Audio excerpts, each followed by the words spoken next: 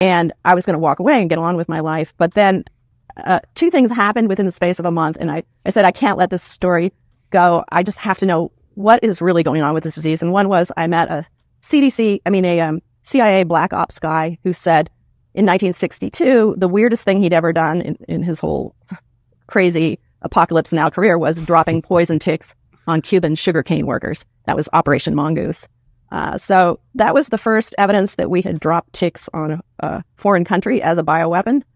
And then the other thing is one of my filmmaker friends went out to Willy Burgdorfer, and in a very long interview, at the very end, he said, yeah, when I investigated the Lyme disease sickness in the late 70s, early 80s, there was another organism there. It wasn't just Lyme that was making people sick. It was, and I was told to cover it up. It was probably a rickettsia. He didn't release all the information, but what he said was confirmed by copies of his lab books and subsequent interviews that I had with him. Pardon my ignorance. What is the disease you described? The other one, rickettsia? So it's a rickettsia. It is the same organism that causes Rocky Mountain spotted fever, and that's the most deadly tick-borne disease in the United States. It also was a germ that was being weaponized by the U.S. military at the time, and they tried to stuff it in ticks.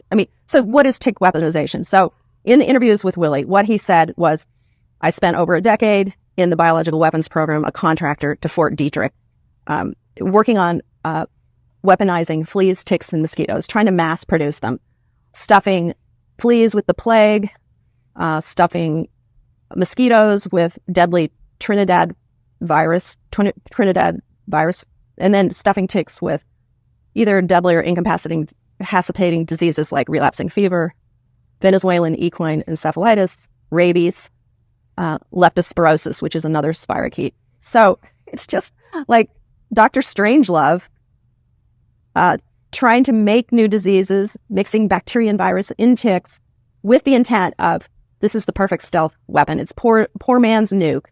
You drop these insects on an enemy. It weakens the population.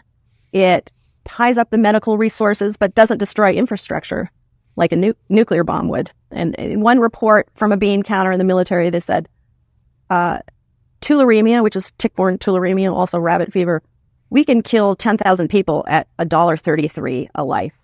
So anyways, it was just, there was more to tick-borne diseases than we realized, and I began suspecting that Willie was right, given this context.